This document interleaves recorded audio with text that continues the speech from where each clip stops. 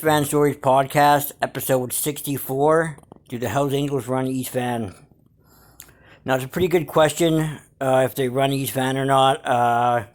They've had their hands in a lot of pies for a lot of years and shit like that, and they are the big dogs when it comes to like getting bricks into the city. I will can say that, like in for Vancouver and shit like that, and East Van like that, like they definitely have like say like the dealers fucking like his plug is the Hells Angels, like, you know what I mean? They're the ones that have the jobs at the ports and shit like that are bringing the shit in by like the kilo, by like fucking the ton and shit like that, right? Like hundreds of kilos and shit like that, bringing it in at the ports and shit like that, right? They have the connections for that, so they're hooked up. They're pretty much share a lot of power with the cartels right now, because the cartels are obviously the big guys that bring a lot of the drugs into, obviously, right?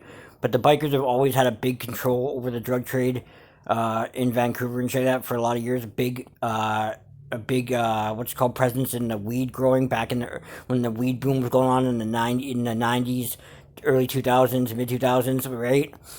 They always had a big presence in that and shit like that. Like they had a lot of grow ups going on and stuff like that, right? As long as same with the Asians and stuff like that, right? But like do like they do have a presence still in East Van a little bit, I guess. I guess you could say, right, because of the Wolfpack, right? They're like the Hells Angels are involved with that, so I guess you could say that they definitely are running part of East Van still. Like, you know what I mean? They do have an East End chapter, obviously, right?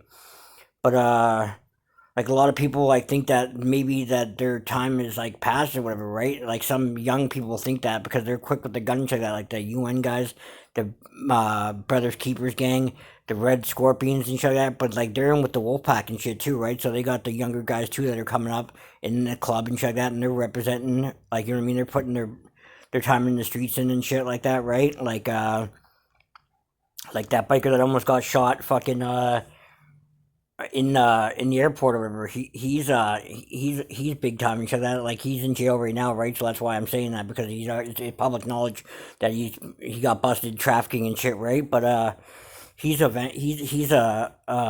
Vancouver biker, right? And he's pretty well known and shit. And guy tried to shoot him in the airport, but the gun jammed and shit like that. Thank God, and he lived and shit like that. The gun didn't go off, and he ended up getting escaping and shit, right? But yeah, they'll always have a presence in East Van and shit like that. Like, you know what I mean? Like a lot of the old dealers back in the day used to lie and say, like, you know, the street dealers would say like, "Oh yeah, I'm working for the boys," and they do a double tap on the back of their shoulder, acting like they're working for the club, like they're touching their back, saying like in a patch, like they're actually working for the Hells Angels, which is complete bullshit. You know what I mean? It's not true. Like, there's no way that bikers would be dealing with fucking scumbags like that, like on the street. I don't think so, right?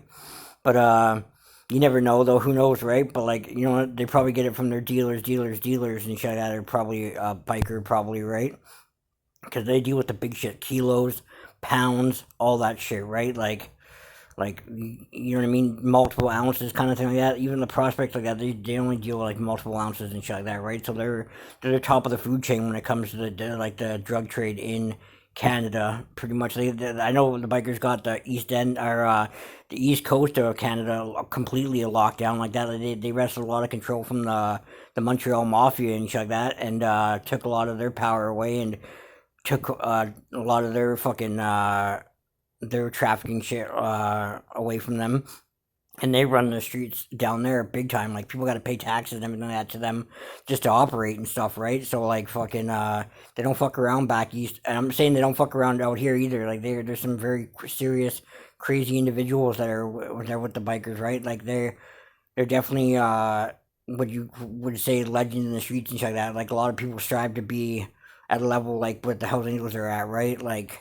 when I was young and up and coming, I used to think it was. I used to be like, wow, like not wow, but like I used to be like kind of impressed when they would come into the bars and shit like that, and everybody would just like kind of kiss their ass and shit like that. They'd always have like the hottest chicks hanging out with them and shit like that, getting the best service and stuff like that, and they always had big knots of fucking stacks of cash and shit. So like when you're young and impressionable, that shit, you kind of look up to that shit, right? But like I don't know, but yeah, these bikers for nowadays, I'm pretty sure they still got a big chunk of the drug trade on lockdown. They always will, and so like that. And I'm pretty sure they're partnering up with the cartels right now, bringing a lot of shit in. You know what I mean? The cartels are working with them because bikers got a lot of presence, you know what I mean, like in Canada and stuff like that. So it would be smart for the cartels to work with them.